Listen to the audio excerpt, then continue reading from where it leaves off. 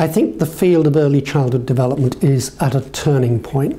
It's become an emergent field. There's always been lots of things happening relevant to the development of young children. Nutrition work, WASH work, social protection work, education work.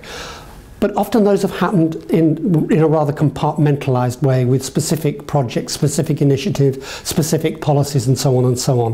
What's happened more recently is that the field of early childhood development has emerged with its own integrity, with its own vision, which is a very ambitious and comprehensive vision, which says that the early years are fundamental from a multi-sectoral point of view, and that even though the world might be divided up at a level of policies and ministries and services into the different sectors, from a child, a parent, a family's point of view, it's all integrated, it's all holistic, and that has to be the starting point. Cross-sectoral integration is an issue that comes up a lot in the early childhood field, and I think of it actually as a slightly controversial one, because on the one hand we know that children develop holistically, that they don't develop in sectors. Their health impacts their education, whether or not they're safe impacts their feeling of safety, whether or not they're safe impacts their health, their education, and all of these impacts are quite long-term.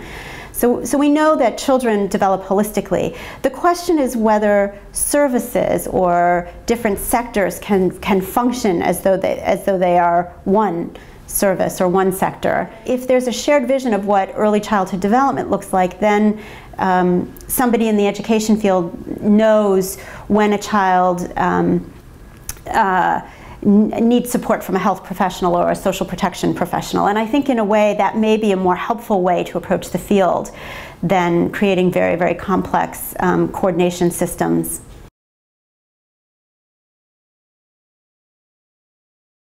In Bangladesh, we have just published a paper following 2,000 children from birth through to 5 years of age.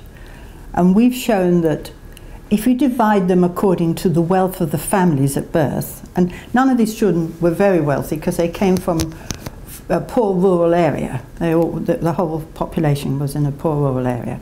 But we divided them up into fifths according to how wealthy the families were.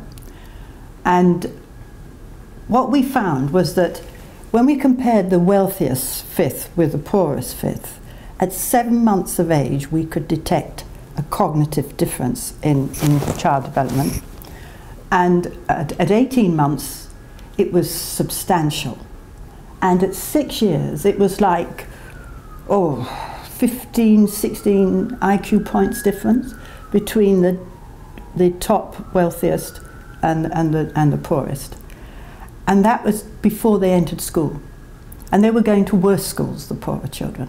So the battle was lost by the time they were entering school. This emergent field of early childhood development contains some pockets of really powerful research evidence, both about the critical significance of what happens to children in the early years in terms of long-term outcomes, as well as the powerful impact that effective programs, intervention programs, can have in terms of achieving good outcomes for children and improving the prospects for society generally by improving, as the economists call it, the human capital of society. We did a study in Jamaica where we taught mothers to play with their children, and we used homemade toys, and we visited the home once a week. And that went on for about 2 years. And then we followed up those children till they were 22 years of age. And what we've shown is that they're not only smarter, their IQs are better, they've done better in education, they've passed more exams, their mental health is better, they're less depressed, and at 17 they were less anxious and had better self-esteem. They have better social skills, they're less likely to participate in violence. And what's really excited the economists is that they're earning more money. So, and that was just a 2-year, very low cost, feasible program of intervention. And those children, I should have said, were malnourished to begin with.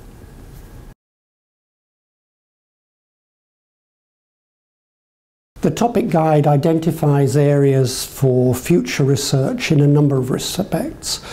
The first thing is about quantity. We do need urgently more research, but it has to be research which is very focused on a number of things. Firstly, about program effectiveness, identifying which programs work, particular interventions for particular age points, within particular sectors, and so on. The next area is about geography. We need urgently for studies that cover the geography of the field of early childhood development, and I mean by that in terms of different regions of the world, different communities within those regions, because when you do a clinical trial on early childhood development, it isn't a directly transferable evidence base. Contexts are different, processes are different. We have to check for generalizability. And finally, we urgently need research about, if you like, the more practical things to do with delivery, about affordability, about cost effectiveness, about delivering to scale, about finding practical solutions that maybe aren't full integration schemes but piggyback on some other service and look for ways of enhancing it. There are lots of very practical ways forward that need to be studied.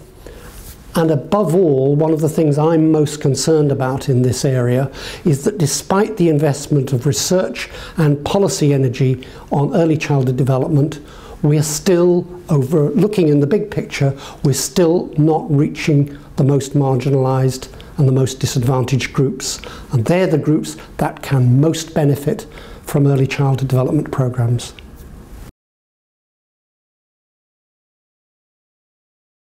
I think where we are now is that we need to study how to go to scale, and it may not be the same in every country because the resources and the culture is different. And say some countries, they love to do mothers groups, and the mothers come out of their homes and they go to groups. In another country, the mothers don't like going to groups. So whereas you can develop a curriculum to go with mothers groups in one, you have to take another strategy in another. Governments are spending vast amounts of money on developing adequate basic education systems. There's still a long way to go in many cases. Quality is still a real issue in many developing countries. And it's very tempting for them to say, we can't afford this. But actually, the other way of thinking about it is, can they afford not to do it? I do believe actually that there are more donors entering the field of early childhood development, and there are more large agencies, development banks are devoting millions more dollars to early childhood development. Even in the education sector, much more money is going into early childhood education.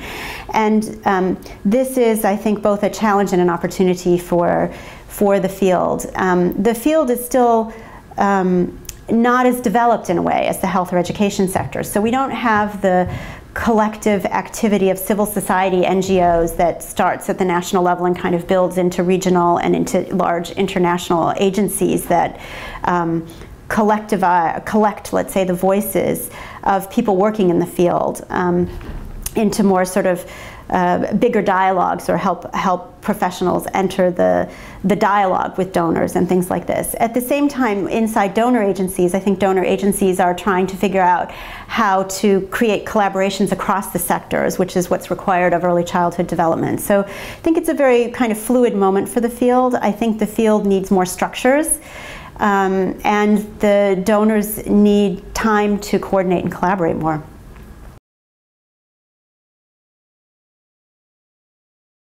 One of the things I became aware of as we put the guide together is that we're dealing with a very rapidly moving situation. It's not just that there are always new reports coming out and there's always new research coming out, but of course the field itself is shifting as countries are developing, economies are developing, technology is changing families and children's lives, employment opportunities of economies is shifting. This needs to become a living document which is updated and strengthened as new evidence comes to light as new policies are introduced, not least that we will shortly have the post-2015 development goals identified, and early childhood development has a key place in that too. I think it's a coming together at the moment of the early childhood field. My belief is that in the next 10 years, early childhood education is going to become a statutory part of every education system, and that in the health field, the earliest years are going to get more and more attention. And in a way, I think governments and donors need more guides about how to put the whole picture together on early childhood development. So I think that the guide that's been put out can be used in a way as a framework and in a way to help us develop kind of a shared vision about what early childhood development should look like. This is nearly the first half of childhood we're talking about across all sectors. So I discovered things I didn't know about, and I discovered particularly the importance of not only taking an intersectoral approach, but also an intergenerational approach. One specific example, I'd never fully appreciated the evidence now available on the significance of the nutritional well-being of the mother even before they conceive for the long-term outcomes of children. Now that is strengthening the way we conceptualize early childhood as not just about young children, not just about the early years of the young children's life, but about children embedded in their relationship to their parents and to the wider systems that support their ability to develop and thrive.